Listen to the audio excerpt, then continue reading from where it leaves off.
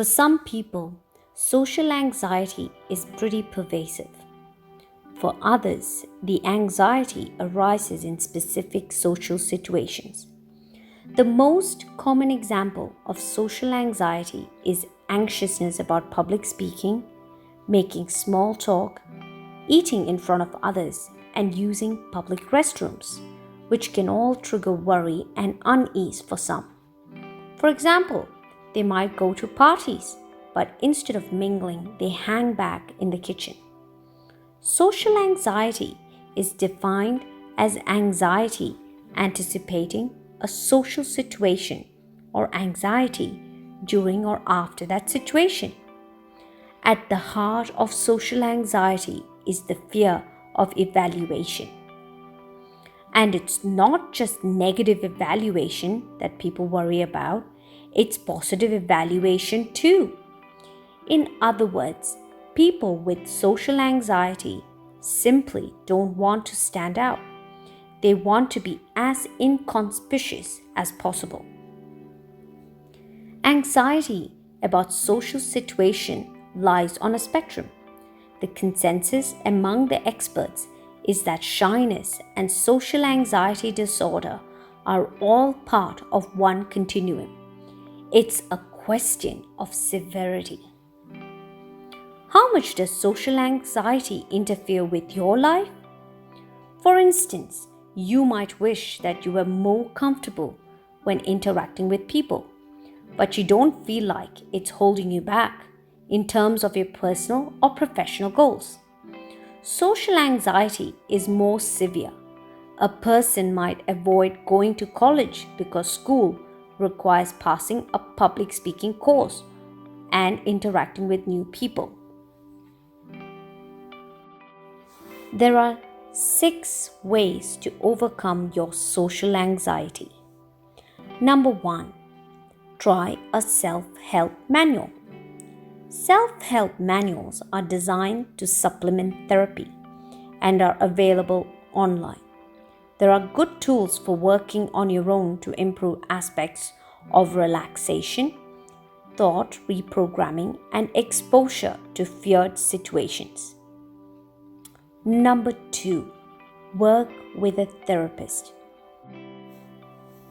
If social anxiety is stopping you from doing things you want or need to do, or you haven't had much success with self-help, seek professional help.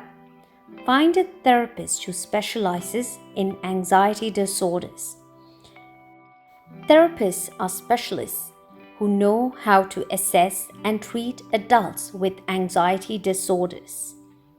Number 3, practice deep breathing every day. It's helpful to engage in deep breathing before an anxiety-provoking social situation. But always remember to practice this technique daily.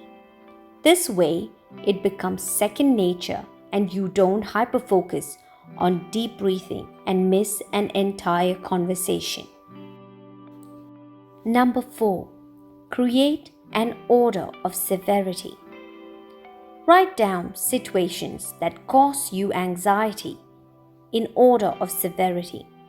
Then you perform the easiest behavior and then keep moving up the list. To create your own hierarchy, list down 10 anxiety-provoking situations and rate them on a 100-point scale. 0 being no anxiety, 100 being severe anxiety. Your list might start with asking a stranger for directions and end with joining Toastmasters. Number 5, create objective goals. People tend to disqualify the positive when they feel anxious. They might do well, even great, but because of their anxious feelings, they see their performance as abysmal. That's why therapists encourage clients to create behavior goals. For instance, if you're working in a group setting, the objective behavior would be to make 3 comments. This also gives you a good barometer for judging your progress. Again, you're not focusing on whether you felt nervous. Rather, you're focusing on whether you performed the actual behavior. Number 6. Keep a rational outlook. Dispute both bleak thoughts that undermine your performance and fuel your anxiety. For instance, if you are giving a speech, you might initially think, I'm going to make many mistakes. Now imagine you have given speeches before and done really well. Then this isn't a rational or realistic perspective. So, by replacing the fear with a learned rational response like, even if I stumble over my words, that doesn't mean that there is something wrong with me or that I can't do my job.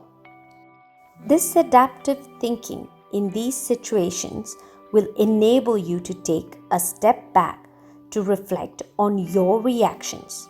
Hence, you will manage social anxiety and your symptoms.